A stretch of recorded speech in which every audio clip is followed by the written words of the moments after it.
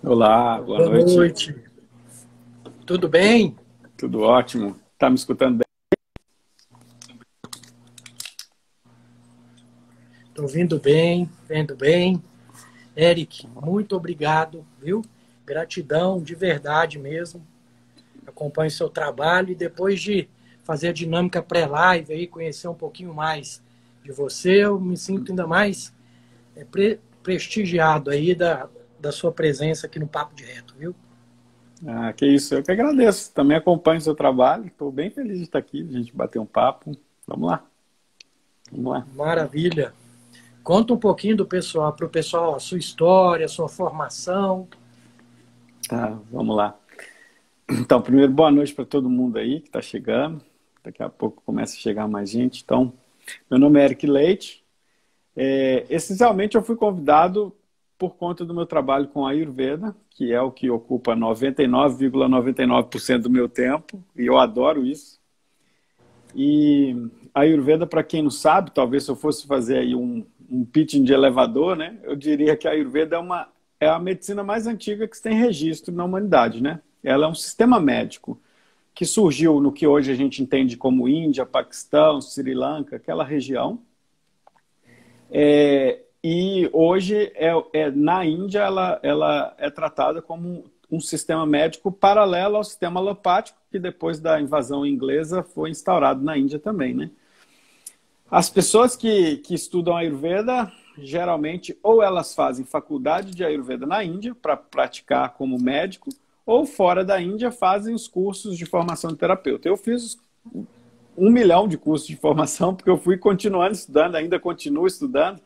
Então, eu estudei na Índia pela primeira vez num grande hospital, depois continuei percorrendo vários hospitais da Índia para aperfeiçoar a minha formação. E trouxe para o Brasil. Assim, né, o Ayurveda já é difundido no Brasil há muito tempo, mas eu acho assim que eu entendi a grandeza, eu falei assim, nossa, eu preciso compartilhar isso que eu estou aprendendo, né? E criei um instituto. Esse instituto, ele tem vários níveis de estudo de Ayurveda e um deles é a formação de terapeuta Ayurveda também. Então, basicamente é isso que eu faço hoje dentro desse aspecto. Sou mineiro, moro no Rio Grande do Sul, e adoro trabalhar e fazer o que eu faço. Não sinto que... Nenhum dia eu acordo falando, nossa, tem que trabalhar hoje. Muito pelo contrário, eu acordo super feliz e me anima demais saber que o Ayurveda tem a capacidade incrível de transformar a vida das pessoas e somar essa medicina que a gente tem aqui também e realizar um monte de maravilha, né? Mas é por aí. Maravilha. Me conta essa história aí, que sua formação em, em letras, quantas línguas você fala, como é que é essa facilidade aí? Será que tem um vínculo aí um pouquinho com o espiritual? O que você me conta? Ah, bicho, olha só. Primeiro, eu não sei te dizer exatamente quantas línguas eu falo, por conta de se você conseguir se comunicar, eu consigo me comunicar em bastante, mas com fluência mesmo, acho que umas 4, 5 línguas, né? É, eu fiz letras porque eu queria entender. A primeira vez que eu decidi assim, que eu queria entender o ser humano, eu falei assim: o ser humano, a base primordial do ser humano é a comunicação. Então eu preciso entender como que acontece isso, porque tem algo na mente que faz o ser humano se comunicar, o outro um falar, o outro entender. E foi por conta dessa motivação que eu fui para letras, para entender a mente humana. E acabei terminando o curso de letras, fazendo meu mestrado em psicanálise, e porque eu estava cada vez mais empolgado em tentar entender mesmo a mente humana. Mas desde pequeno eu tenho um pouco desse entusiasmo de entender processos de cura, né? Eu fui muito conectado à cura que hoje a gente chama de de alternativa, né? Mas que era parte antes do Tratado Flexner, né? Era parte da medicina, né? Que é a bezedura, os processos dos nativos do Brasil também. E eu sempre fui meio assim, eu vou pro meio do mato entender como é que esse povo está curando sua própria comunidade, né? Que é longe de tudo, longe do acesso de hospital. E fui somando esse saber, fui ficando curioso. Mas, infelizmente, ou felizmente, não vou pôr julgamento aqui, o nosso país ele não teve a cultura de notação desses saberes ancestrais, né? E por conta disso, eu fui buscar o Ayurveda, que é um saber milenário que está ali registrado, né? Tal qual ele foi ensinado há milênios. Mas em questão das línguas, eu acho que, primeiro, porque eu sempre me joguei no aprendizado, onde quer que seja. Eu fiquei um bom tempo com os quechuas, eu tive que aprender a falar quechua. Hoje eu não sei falar muita coisa. Então, como que eu ia aprender com eles? E também tem um processo que eu falo inglês desde pequeno, né?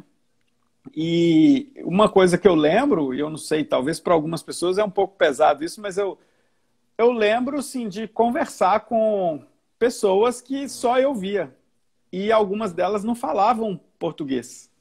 E por não falar português, eu ia aprendendo a língua que eles falavam, né? Então, basicamente, inglês foi uma língua que eu falei muito com, vamos dizer assim, eu acho que talvez algumas pessoas vão chamar de espírito ou alguma coisa assim, né? Eu não tenho religião, eu acredito em Deus, eu tenho uma fé enorme nessa força divina e aceito todos os processos que vêm para engrandecer essa conexão com Deus, né? Mas eu acho que até o saber sobre saúde, passa um pouco sobre isso, porque eu lembro desde novo eu consegui compreender um pouco o que acontecia com a pessoa sem ter estudado nada de saúde, sabe? E eu não me conectei, na época, com estudar medicina, porque eu não tinha conectado esse saber com a medicina, né? Hoje, se você me perguntar assim, você faria medicina? Talvez, se eu tivesse 18 anos, falar, vou fazer medicina para tentar enxergar o jeito da bioquímica, da fisiologia e tudo com esse saber. Mas o que me chamou a atenção foi isso que está fora da caixinha, né?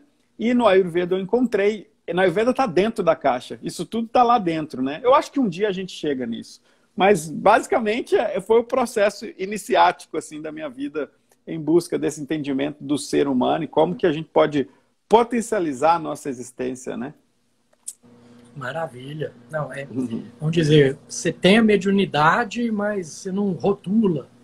Não. Entendeu? Porque dentro Porque eu também... já falei isso algumas vezes, mas estou falando com alguém mente bem aberta, então quem quiser beber dessa fonte, né, estamos disponível aí. Eu tive um colega na medicina que o cara era diferente, passou com 16 anos na FUVEST, não deixaram ele assumir, com 17 ele passou de novo, aquelas cabeças que a gente não entende, né? E naquela época eu estudava o espiritismo mesmo, kardecista, aquela coisa toda, e ia conversar com ele, Eurípides, eu transcendia ao espiritismo. Aí aquilo ali para mim, naquela época, né, foi um tapa na minha cara. Eu falei, mas como assim, gente? O que ele está falando? Hoje eu entendo exatamente o que ele quis me dizer, entendeu? Pela questão de tirar rótulos, né? Claro. Aí você deixa a sua mente trabalhar melhor, assim, né? Claro. Então você fala, é sânscrito que fala? Sânscrito não é uma língua que eu falo, mas é uma língua que eu leio e escrevo, né? Porque hoje não tem muito falante, assim, nem na Índia mais, mas é uma língua técnica, né? É a língua da notação do Ayurveda. Tem que saber sânscrito quem quer aprofundar em Ayurveda, não tem jeito. Então, assim, com certeza, quem quer beber um pouquinho da fonte, entender o Ayurveda a fundo, tem que entrar em contato contigo, né? Aqui no Brasil, não sei se tem muita gente que tem essa facilidade com línguas, e você me contou que fica parte do ano lá, parte do ano aqui, né? Então, você está ligado à fonte, vamos falar assim. Olha, Eurípides, vou te contar que eu estou até com saudade, porque eu já não sei meio que onde está minha casa, se é Índia ou se é Brasil, né? Eu conheci minha esposa na Índia, a gente se casou na Índia numa tradição milenar de casamento, a gente vestiu a vestimenta que eles vestiam há 5.000 anos atrás, foi bem bonito. E eu, agora por conta da pandemia, eu tive que ficar... Quando começou a pandemia, eu estava lá, tive que voltar correndo, porque era o último voo que tinha, depois iam fechar, eu falei, não, melhor eu ir embora, né?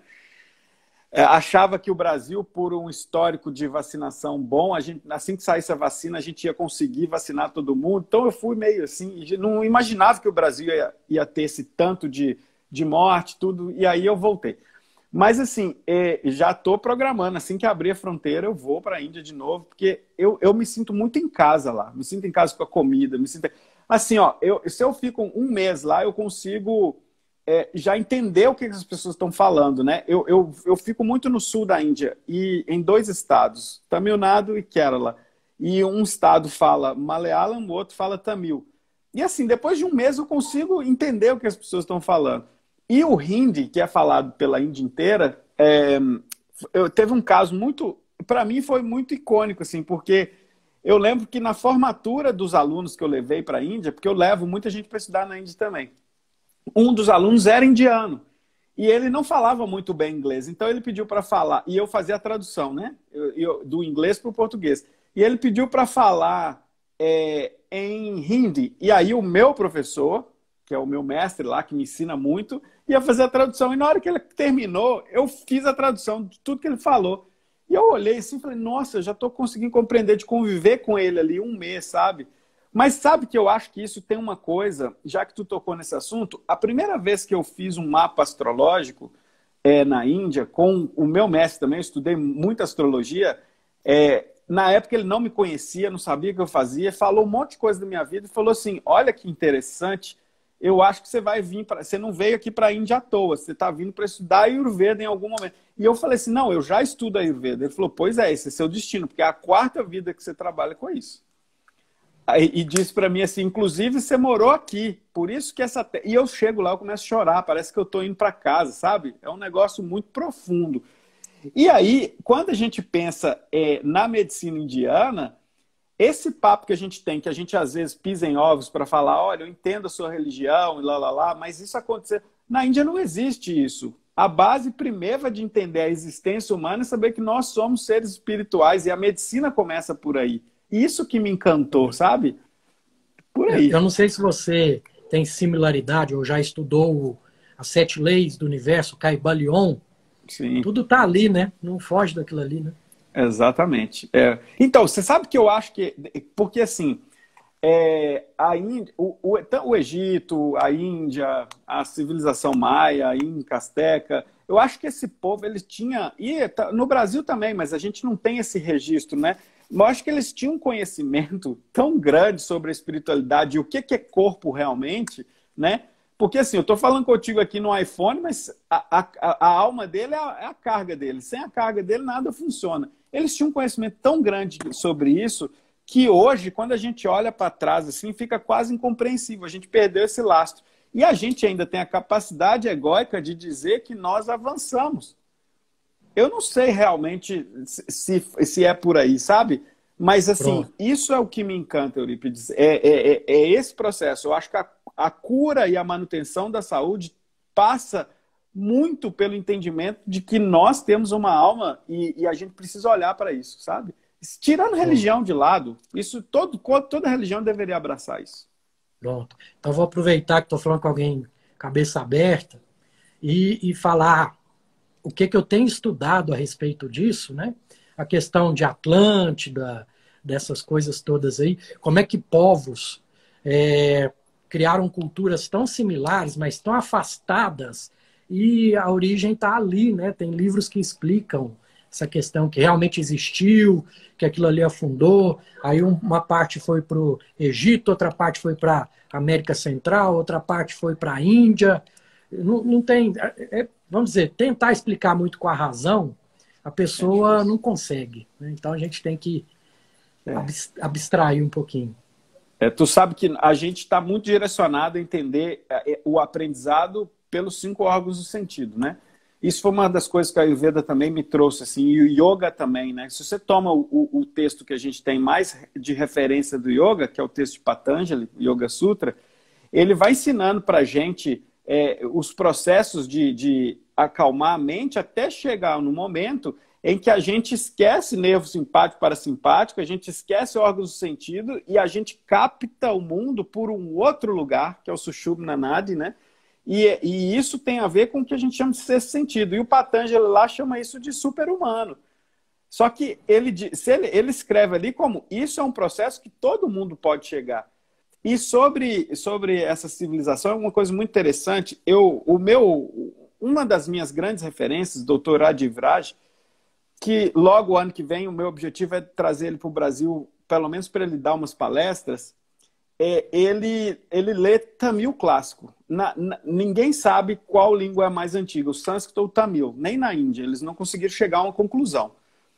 E um dos textos que ele pegou, que é um papiro assim, né, em casca de palmeira, tinha mais ou menos 5.000 anos aquele fragmento, e ele estava falando, olha, Érica, aqui está escrito que abaixo de Tamil Nadu, vários sábios de vários planetas se reuniam para discutir ciência.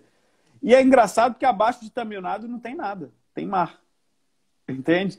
E ali naquela região, naquele mapa ali, naquela parte geográfica, vários seres de vários planetas, estava escrito lá. Tem muita coisa para a gente descobrir. As pessoas acham sensacionalismo às vezes, mas se a gente pega essas grandes ciências milenares, a gente vai ver que o quanto eles mencionavam tudo isso e a espiritualidade também, né? Não sei se você já leu o Robson Pinheiro, que ele tem alguns livros que explicam nossa origem dos dragões, que a gente é miscigenado com a humanidade do colchete, da constelação do colchete. Cara, se a gente for aqui, a gente vai longe nesse papo, cara. O pessoal vai ficar meio perdido. Então vamos voltar a centrar. Tem alguém que tem a bagagem para falar dessas coisas aí, eu viajo, eu gosto. Eu também. Se deixar, vai só isso. Mas vamos lá. Você conhece a Noemi Badiali? Conheço da internet, né? Eu já via bastante coisa dela. Eu acho que ela tem uma grande abertura, assim, mas vejo ela pela internet. Ela já entrou em contato comigo, toda a gente tentou uma live, em uma época ela estava lá em Pirinópolis, aí não pegava, mas vamos tentar novamente. Mas ela fala que muita coisa ela aprendeu sem ler um livro, conseguindo acessar a sabedoria suprema através da meditação, e ela volta com a solução, e ela fala, a pessoa fala, gente, mas como é que você sabe isso? Eu não sei, eu sei que eu acessei e peguei. Você também tem essa conexão? Assim, ó, isso é uma coisa muito engraçada, né? Porque às vezes as pessoas acham que eu estudei um monte. E eu falo assim, gente, eu estudei muito, mas não é isso tudo que vocês acham, não. Porque tem informação que a partir do momento que você sintoniza ela começa a vir. Você só tem que entender que você tem merecimento para isso. Se você não se acha merecedor, não vem. E sabe o que é mais interessante? Eu sempre digo isso para os meus alunos de Ayurveda, né? Eu digo para eles assim, quando vocês forem ler um Samhita, um texto clássico, não lê o livro. Na verdade, você tem que ler o mestre que está por trás do livro. Ele deixou uma pista ali para seres ignorantes, porque eles falaram assim, a humanidade vai ficar ignorante, eu preciso deixar isso assim para eles entenderem o que eu estou dizendo. Mas no final ele quer que você entenda ele. E para acessar ele, isso é um exercício devocional. É uma devoção ao saber, tá? E aí, eu digo assim, vamos supor que eu vi que tu tem uma dieta mais low carb, né? Então vamos supor que eu coloco 2 mesas. E na primeira mesa eu ponho batata, arroz, tapioca, pão, não sei o quê. E na outra eu boto uma carne, algumas coisas ali. E eu solto você e falo assim, vai lá. Se eu te conheço já, eu já consigo prever qual mesa tu vai. Porque eu já te conheço. Estudar Ayurveda é assim, você tem que entender o mestre. A partir do momento que você entende o mestre, na hora que você virar a página, você sabe o que ele vai dizer, sem nunca ter lido. E é assim com a informação também. Quando você tem uma devoção pelo saber, esse saber ele chega para você, se torna uma coisa intuitiva, sabe? Não estou dizendo que as pessoas não têm que estudar. Eu acho que estudar é igual mexer no radinho. Você começa a sintonizar. Chega um momento, cara, eu acho que dentro da sua especialidade, tu sabe disso. Às vezes você olha para um problema, todo mundo pede exame, mas tu fala assim, eu sei que vai dar isso. Porque tu já sintonizou isso, sabe? Eu acho que é por aí, por aí. Massa. Muito legal. Antes de entrar no assunto de vez, prometo, na Bíblia, né, eles dizem lá que Moisés foi expulso do Egito depois de espancar um guarda que estava batendo num hebreu, né? Ele foi expulso e nessa peregrinação dele ele foi pela Índia, ele foi conhecendo as ciências milenares antes de voltar como Moisés mesmo. Pode-se dizer aí que Moisés foi um dos primeiros divulgadores aí do Ayurveda? Tu sabe assim, ó, se a gente toma a história da Índia, né, se a gente toma a história da filosofia védica, a gente, por conta da parte escrita, a gente pega aí mais ou menos 10 mil anos de existência, né? Então o Ayurveda ele sai dos textos védicos, né? Ele é considerado um Upaveda, ou seja, um sub-Veda. Só que a prática do saber védico, ele já vinha anteriormente, porque ele era uma tradição oral que já passava de gerações por gerações. Então é difícil a gente trilhar quanto tempo tem. O fato é que a Índia sempre teve histórias de grandes peregrinadores, inclusive Jesus Cristo. Tem muitos textos de Jesus Cristo passando pela Índia, antes e depois da crucificação, né? Antes dele fazer os 33 e depois que ele foi crucificado e foi curado e tal. Eu acho que é bem possível que Moisés também tenha feito o caminho de Buda, né? O caminho da iluminação. Só que a gente tem que entender também que muitas vezes a referência sobre esse caminho pode ser metafórico. Porque, assim, ir para a Índia e fazer a peregrinação pode ter sentado e entendido com os indianos o caminho para dentro, né? Que eu acho que eles fizeram. Talvez eles fizeram para fora também, né? Mas, de qualquer maneira, não só ele, né? Se a gente pega Alexandre o Grande, como muitos dizem lá na Índia, Alexandre o Grande idiota, porque ele pegou um monte de saber aqui e não soube o que fazer com isso. Ele levou para a Pérsia, e da Pérsia isso foi virando outra coisa. E a medicina que você estudou, por exemplo, tem uma grande influência do Ayurveda, só que a gente perde o lastro. Eu acredito, sim, que esses grandes sábios, eles passaram pelo Oriente, porque já tinha essa ideia de espiritualidade muito avançada há milênios, e eu acho que eles conseguiram levar algumas ideias aqui para o Ocidente, sabe? Maravilha. Então vamos entrar nos assuntos, né? Que senão Vamos lá. Vamos papear a noite inteira aqui, porque é só assunto que eu gosto, né? Então, eu vou ler aqui, né, do jeito que a gente separou, só para você ter a base, né? Para o Ayurveda, a saúde começa na digestão e na qualidade do trato gastrointestinal, além das questões emocionais também. Então, posso dizer sobre isso. Então, o que eu posso dizer sobre isso? E conectar essa questão, por exemplo, a uma patologia que está muito comum agora, que é o intestino irritável. Porque a medicina tradicional gosta de colocar em caixinhas, em seeds, né? Que vocês no Ayurveda não colocam bem assim. Não.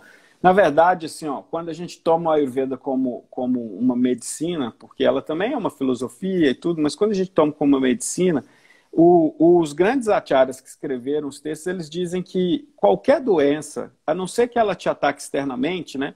E aí tem origem kármica e tal, vou deixar isso para um outro papo, ela começa por uma coisa que eles chamam de prajnaparada, que é o mau uso dos órgãos dos sentidos. Isso é mental, né? É quando tu coloca a tua mente mais no objeto do que para dentro de si. Então, por exemplo, eu digo para as pessoas hoje que às vezes a pessoa quer tanto um carro, e quando ela tem um carro, ela vangloria tanto aquele carro que ela fica sendo assim, o Eric, dono do Lamborghini, eu sou o Eric do Lamborghini. Mas, na verdade, então é o Lamborghini que tem essa pessoa, né?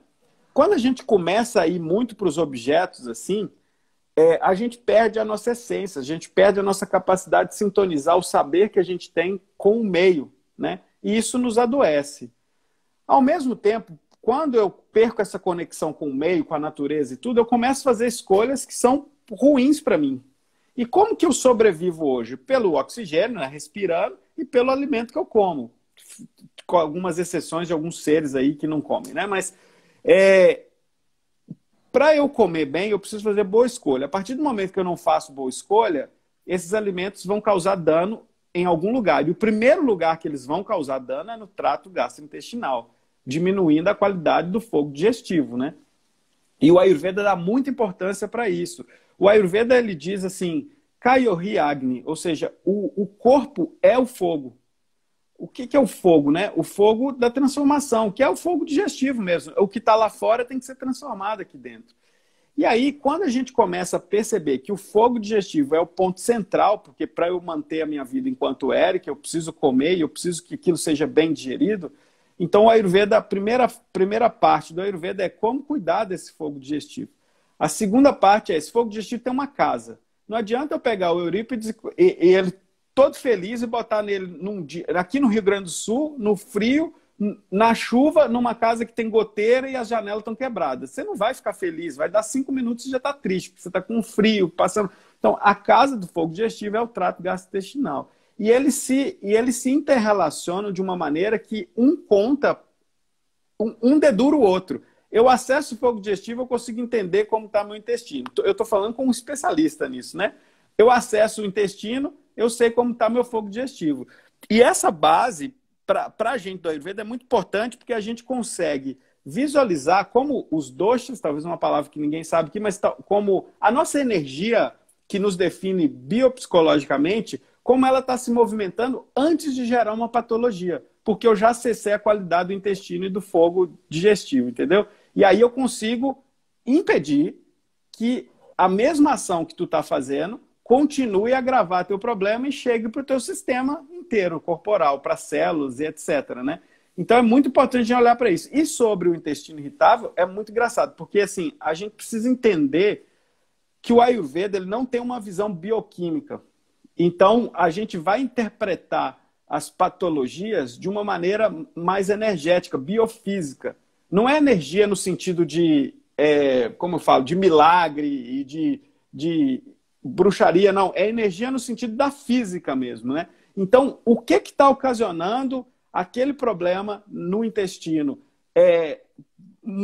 A gente vai ter que entender a noção de dosha, mas a gente tem que entender o que está desequilibrando, que está atacando a casinha do fogo digestivo. E isso tudo vai atrapalhar a qualidade desse fogo digestivo, né? Só que a gente olha para isso, Eurípides, vibracionalmente. O que a Ayurveda chama de dosha, dosha é uma coisa que as pessoas não entendem direito, mas é porque dosha não existe. Dosha é uma reunião de microenergias que no Ayurveda é dividida em 5 elementos. Esses 5 elementos, eles não estão na ordem atômica, nem na ordem subatômica, estão mais para baixo. É como se fosse uma ideia que traduzisse a formação de qualquer coisa, inclusive da célula. É a partir daí que a gente está olhando. Mas como os grandes mestres, eles diziam assim, olha, o ser humano está ficando ignorante, então eu preciso dar um nome para essa coisa, porque ele não consegue mais entender a energia movimentando. Então eu vou chamar de dosha. Entende?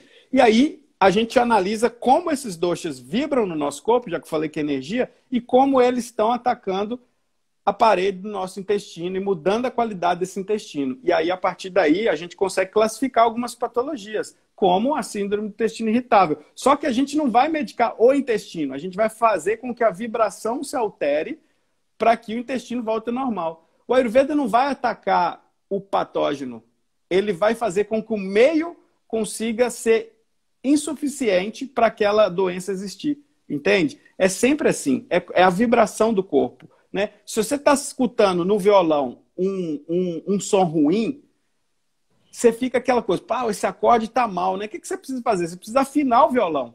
Você não tem que mexer na madeira dele nem nada, você tem que mudar aquela vibração e aí tudo se estabiliza. O corpo humano é assim também. Cara, isso aí que você falou é puro Caibalion.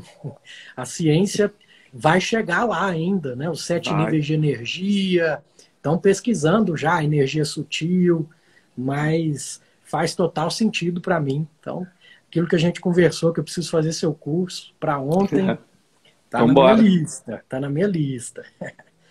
Então, assim, na nossa conversa, né? Acho que até você já explicou, né? Que você ia primeiro explicar o que é a Ayurveda. Tem mais algum termo? Não, eu acho que até expliquei claro. Meio assim. Mas eu acho que talvez a Ayurveda, se a gente pensar na palavra Ayurveda, para a gente entender a imensidão dessa, vamos chamar de medicina, a Ayurveda significa sabedoria da vida. Na verdade, a gente está tendo os acharyas, os samhitas, eles estavam ensinando as pessoas como viver. Não é como ser saudável ou como eliminar a doença, é como viver.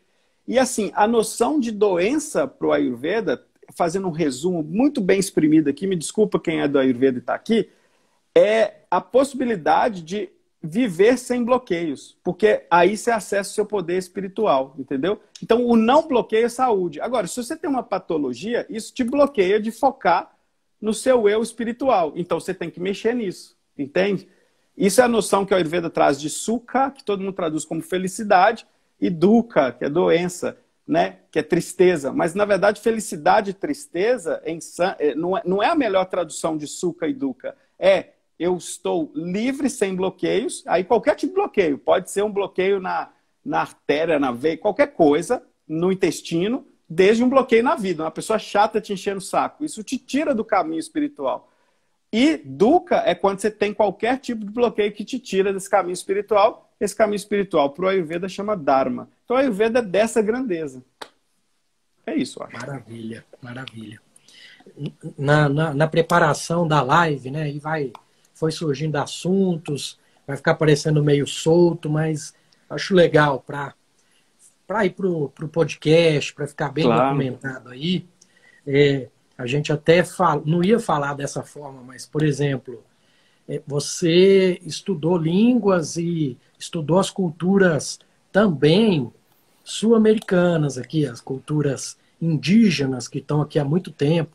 Então, dentro do que a gente conversou, né, Atlante separou, foi um pouco lá para a Índia, veio um pouco aqui para a América. E o que você viu de similaridade entre a medicina indígena e o Ayurveda? Tem muita coisa. Eu vou te dizer assim, primeiro, que o Ayurveda, ele e as várias etnias sul-americanas, eles ensinam que antes de tu querer operar com o saber, tu precisa escutar os mestres desse saber. Então, a escuta atenta é a primeira coisa. Mas quando eu falo isso, você fala assim, escutar o mestre, tranquilo. Não. Você quer mexer com uma planta, escuta ela primeiro. Você quer mexer com uma pedra, um mineral, escuta ele primeiro. Né? E eu tive um dos aprendizados que eu falo assim, mas como que eu vou escutar essa planta? Eu era bem novo. E aí a pajé, a mulher, ela disse para mim assim, entra dentro dela.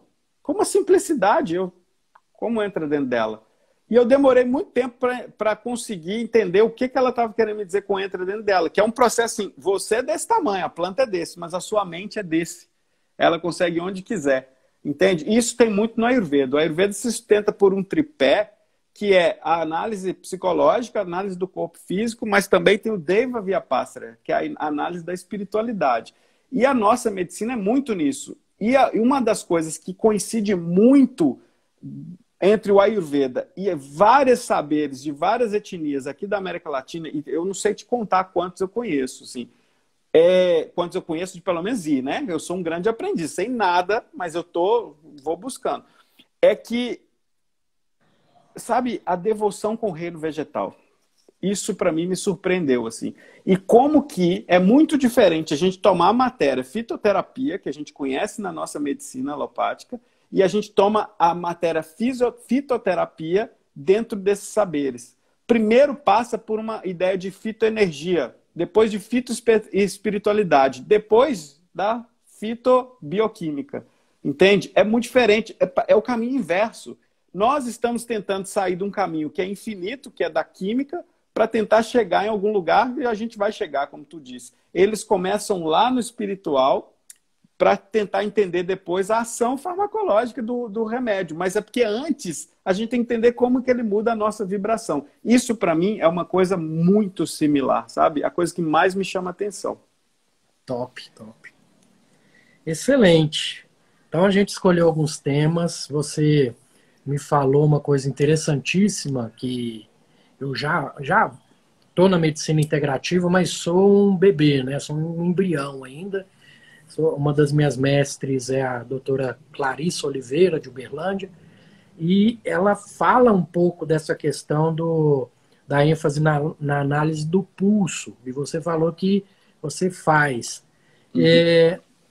Como funciona isso? Pode ser bem básico mesmo, claro, para leigos mesmo, e como usa isso para diagnósticos de patologias do intestino, por exemplo? Claro. Assim, quando a gente estuda o corpo e a fisiologia, a anatomia e a fisiologia no Ayurveda, a gente começa a entender que tudo é movimento, tudo é vibração. Então, tudo tem um ritmo especial de vibração. E, ao mesmo tempo que a gente vibra para contar, a gente consegue receber essa vibração para interpretar.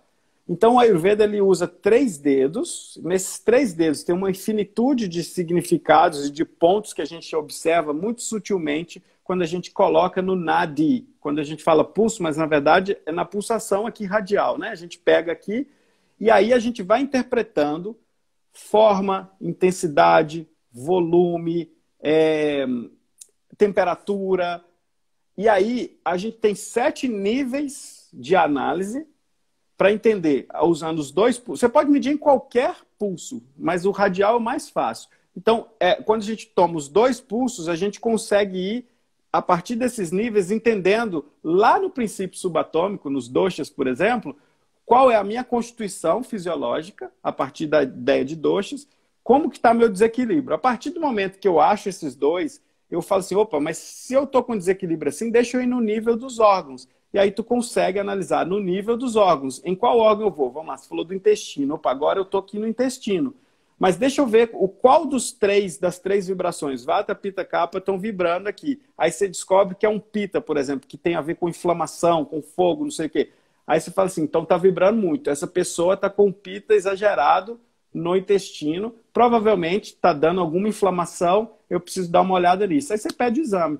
Mas dependendo da profundidade, tu consegue acessar níveis mentais, você consegue acessar açúcar no sangue, e aí tu fala com a pessoa e ela faz o exame e ela fica assim, nossa, que coisa incrível, né? Mas isso é um saber. É porque hoje fica parecendo muito místico isso, mas isso era matemático mesmo.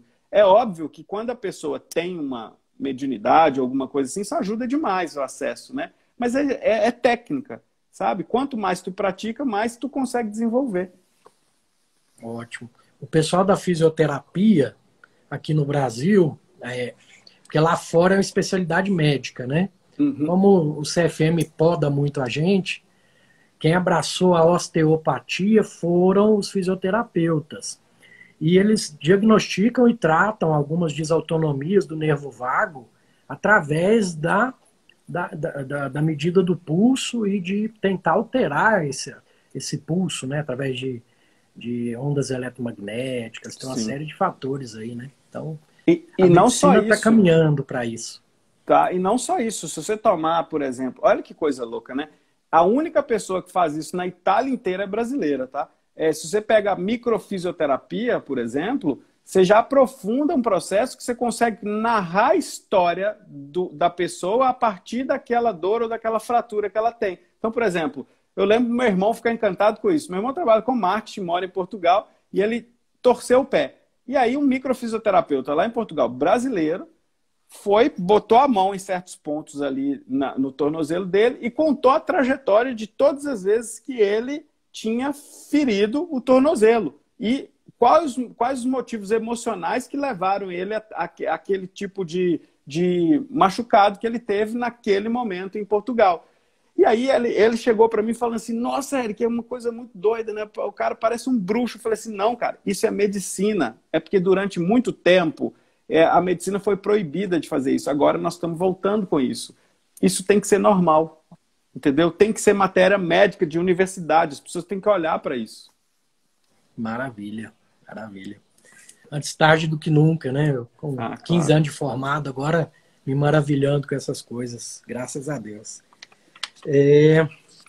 Vamos lá. E a questão do Ayurveda relacionada às patologias psicossomáticas, psicológicas, a parte de psicologia aí. O que o Ayurveda ensina pra gente? Eu acho que, para mim, é a parte que mais me encanta, né? Depois que eu saí da Letras, as minhas formações dentro da alopatia foram todas na área da psicologia. E um viés que é muito interessante do Ayurveda é que não existe tratamento nem diagnóstico da mente sem olhar o corpo. Inclusive olhar o fogo digestivo também. Porque assim, você pensa que a mente é algo que... Primeiro que o Ocidente tem muito pouco tempo que investiga a mente, né? No Oriente não, a mente já é matéria médica há muito tempo. Mas quando a gente pensa em mente, é difícil colocar a mão na mente. É difícil ser, sabe? Então a gente tem hoje remédios que cortam conexões sinápticas, que mudam hormônio, ou a gente tem aconselhamento, né? No Ayurveda, a coisa vai mais... Não estou falando que isso é pouco não, tá, gente? Para quem é profissional aí, isso é muito importante e a gente tem que contar com esses profissionais.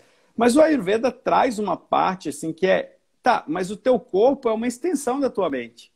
Então, se eu toco teu corpo, eu toco tua mente. Então, como que eu posso trabalhar no corpo para isso reverberar na tua mente? Então, aí as pessoas ficam maravilhadas, porque às vezes ela tem burnout, às vezes elas têm ansiedade, às vezes elas têm depressão e elas deitam numa maca e recebem um óleo contínuo na testa, esse óleo medicado com a erva XYZ, dependendo da patologia, e de repente, depois de 7, 8 sessões, ela começa a ver uma melhora naquela psicopatologia que ela nunca viu tomando remédio, não estou falando para parar também, ou fazendo aconselhamento. Se você junta esses três, né? Se você junta o acompanhamento do médico, o acompanhamento do Ayurveda e o acompanhamento do psicólogo, cara, por que não? Entende? Então, a psicologia védica, ela passa pelo entendimento do corpo, e aí a próxima fase é o entendimento da espiritualidade.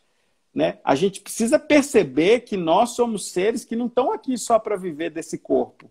Tem algo muito maior que está na lei do aprendizado, mas esse aprendizado é o aprendizado da imensidão que nós somos.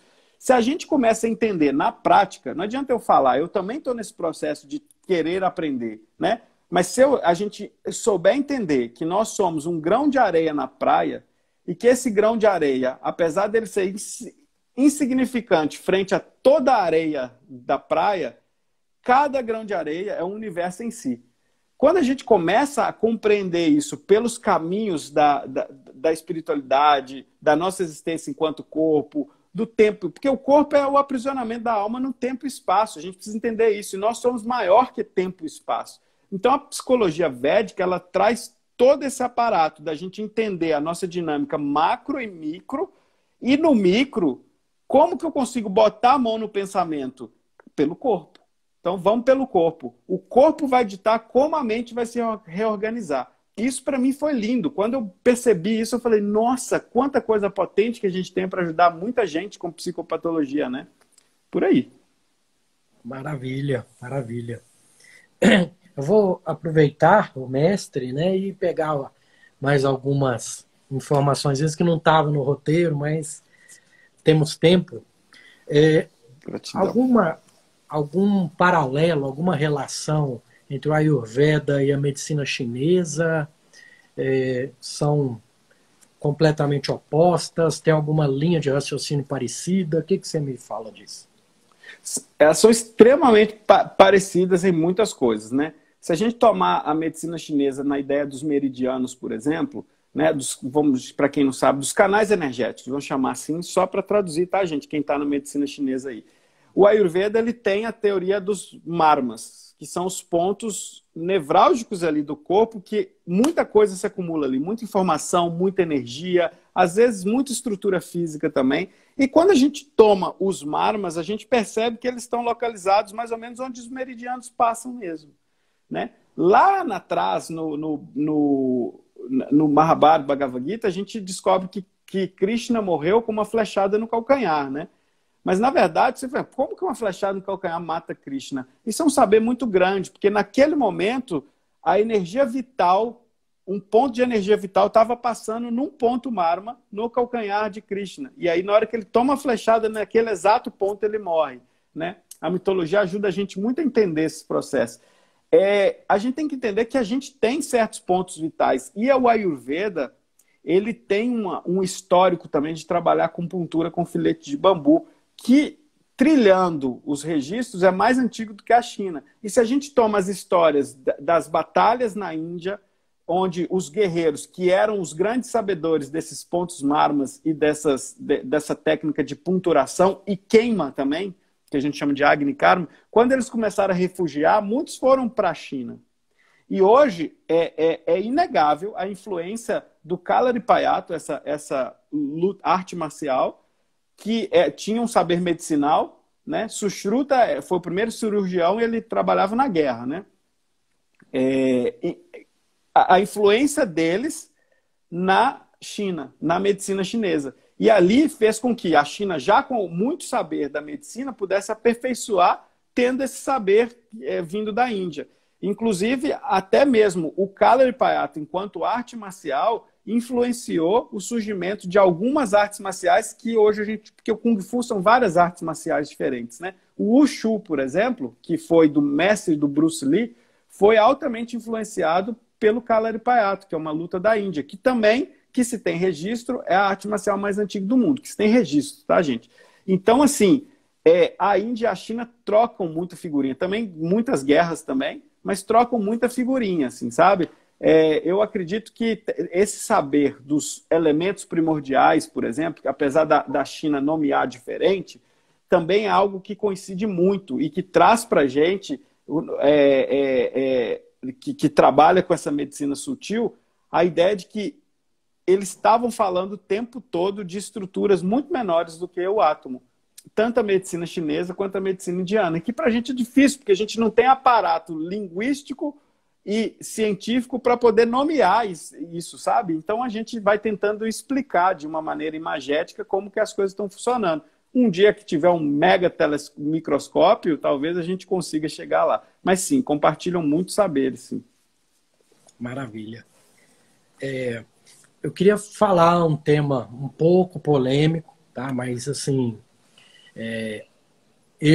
minha alimentação é meat-based diet. Eu como bastante carne vermelha e eu queria saber da questão do Ayurveda, a questão da carne vermelha no Ayurveda, se realmente precisa retirar 100%, se eu comer carne vermelha eu não consigo acessar alguns níveis de evolução, de conhecimento. Vamos dizer assim, eu tenho muito amigo carnívoro, mas eu não tenho frescura, eu quero o conhecimento. Bom, vamos lá. É realmente polêmico, porque acaba virando uma guerra, né? Eu acho que tem muita gente que é do meat-based, talvez preocupa mais em esculachar quem é plant-based, e o plant-based é esculachar quem é meat-based. Mas o Ayurveda não tem time, não tem lateralidade. O Ayurveda, ele explica o mundo externo e como a gente consegue fazer o mundo externo operar a favor da nossa saúde. Claro, tendo toda uma simbiose entre nós e o meio ambiente, né? Sem degradar o meio ambiente. Então, assim, o Ayurveda vai descrever a qualidade, falando especificamente de carne, a qualidade de vários tipos da carne de vários tipos de animal. E como que aquilo...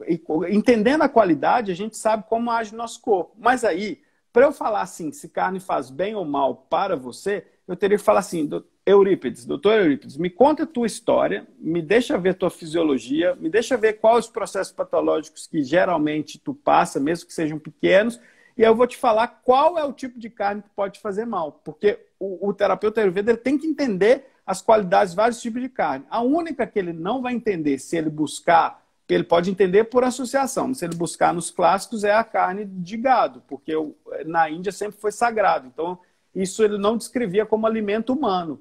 Mas por quê? Por uma influência cultural, né? Então, não estou querendo fazer juízo de valor também.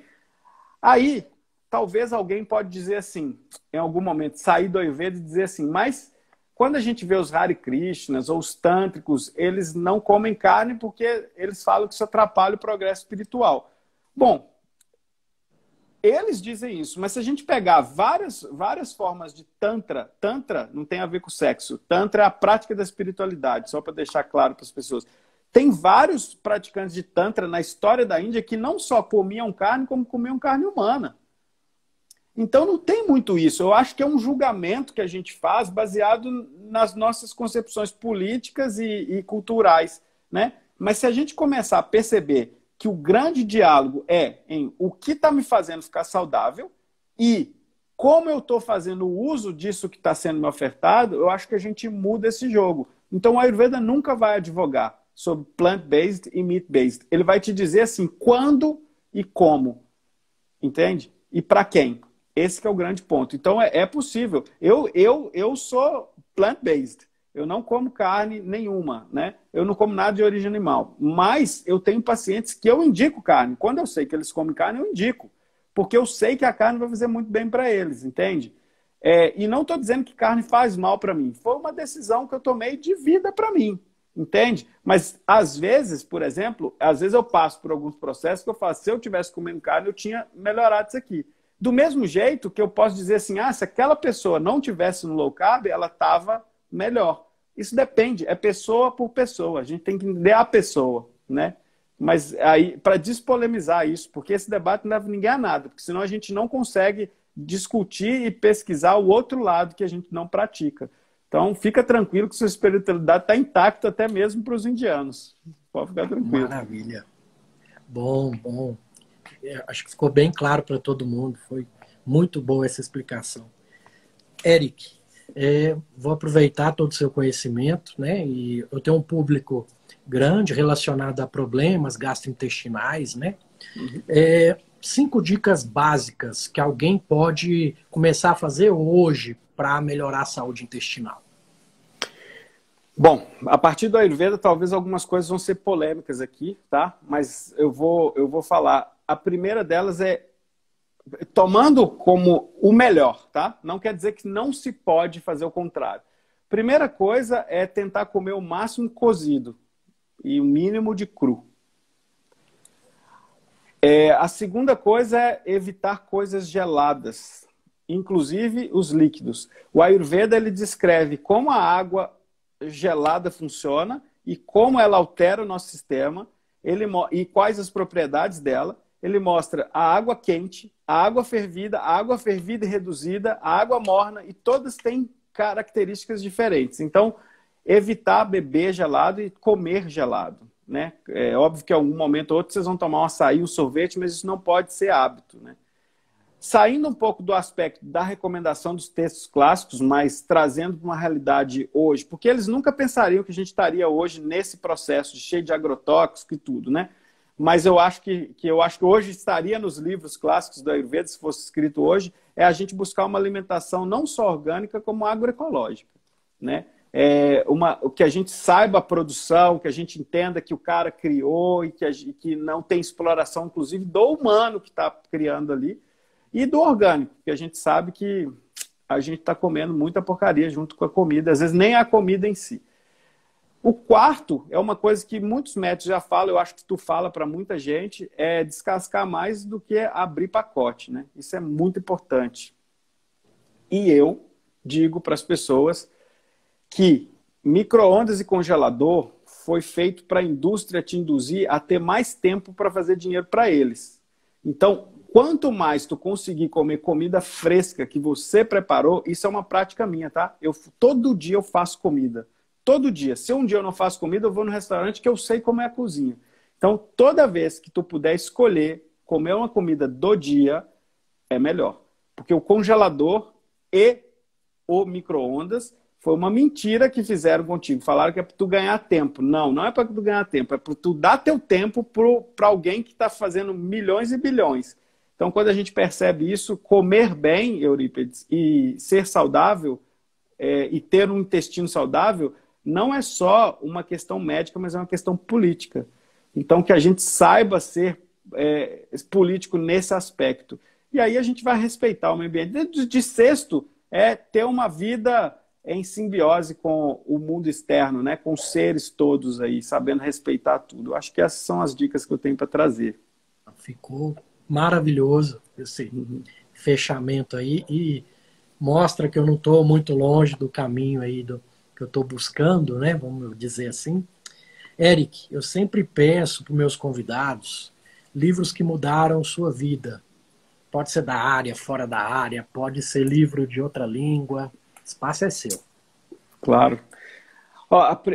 Eu acho que o primeiro livro que eu vou citar, não é o primeiro livro da minha vida que mudou, mas foi o Ashtanga Hridayam, que é o primeiro livro clássico do Ayurveda que eu li e que abriu uma porta para mim, assim, uma porteira. E eu falei, nossa, isso é muito grande. O segundo livro, que até hoje eu leio ele, assim, eu devo ter lido ele umas 40 vezes, e eu compro o livro comentado de vários autores diferentes, é o Bhagavad Gita. O Bhagavad Gita me fez compreender a existência de uma maneira muito linda, sabe? E eu preciso fazer jus também a um livro que me ajudou muito na minha vida, e que depois de muito tempo eu fui descobrir que o Kardec ele era muito racista nos comentários deles, inclusive hoje o Ministério Público pôs como obrigação todo o Livro dos Espíritos ter uma anotação sobre as passagens racistas ali. E isso é uma infelicidade, mas foi um livro que mudou muito a minha ótica sobre a espiritualidade, o Livro dos Espíritos, do Allan Kardec. Depois eu avancei nos estudos por outros lugares, mas eu tenho uma gratidão enorme por entender que eu não estava louco, sendo bem sincero. E eu acho que um livro que eu uso hoje para muitas pessoas que talvez não querem acessar esse saber um pouco mais ancestral, nem é um livro que me marcou tanto, mas é um livro que eu uso muito, é aquele Comer para Não Morrer, que eu acho que é um livro que as pessoas começam a entender a importância da alimentação e da rotina também, né? Talvez ele e o Poder do Hábito, que são dois livros que é best-seller, eu sei, mas são livros acessíveis e que transformam a vida das pessoas, porque eu acho que saúde está muito relacionado às nossas práticas habituais e à forma como que a gente se alimenta. Eu trouxe só livro técnico, né? Mas eu queria dizer para vocês que, como um graduado, como uma pessoa que fez letras, eu gosto muito de literatura também. E um dos livros, um dos autores que eu gosto e que me traz uma sensibilidade muito grande é Manuel de Barros. Sou muito fã dele, qualquer obra dele. E de Fernando Pessoa. Fernando Pessoa também é um grande poeta, assim, eu adoro. Eu acho que essas obras. Maravilha. Esses autores. Eric, como que o pessoal te encontra? Projetos atuais, projetos futuros? Algum segredo aí de algum projeto, se puder vazar para a gente? Estamos aqui à disposição. Tem muita coisa grandiosa vindo aí agora. Né? Eu estou hoje num hotel aqui agora, porque eu estou em Porto Alegre, fazendo um mega projeto. Esse eu não posso contar ainda, mas vai ser uma coisa muito legal aí para o Ayurveda no Brasil. Daqui a pouco vocês vão ficar sabendo, mas eu te conto de antemão. Eu estou com as formações de Ayurveda, agora a gente não está com turma aberta, mas a próxima deve abrir em novembro, que são cursos semipresenciais, né? A gente tem 5 encontros presenciais aí para fazer as partes práticas. E vocês me encontram, eu acho que o jeito mais fácil de falar comigo é pelo Instagram mesmo, @ericayurveda. Também tem meu site, ericleite.com ou .com.br, qualquer um dos dois vocês me acham ali. E dizer que, assim, há várias maneiras de chegar no Ayurveda, mas nenhuma delas é para quem está buscando o Ayurveda que chega em ti.